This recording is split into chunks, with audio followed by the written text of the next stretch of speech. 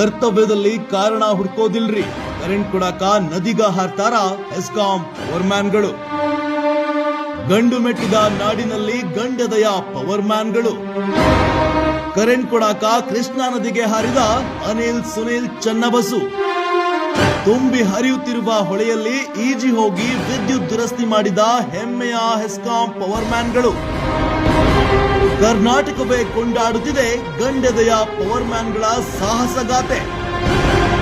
ಮನೆ ಮಠ ಚಿಂತೆ ಬಿಟ್ಟು ದಿನರಾತ್ರಿ ಕೆಲಸ ಮಾಡುವ ಪವರ್ ಮ್ಯಾನ್ಗಳಿಗೆ ಒಂದು ಸಲ್ಯೂಟ್.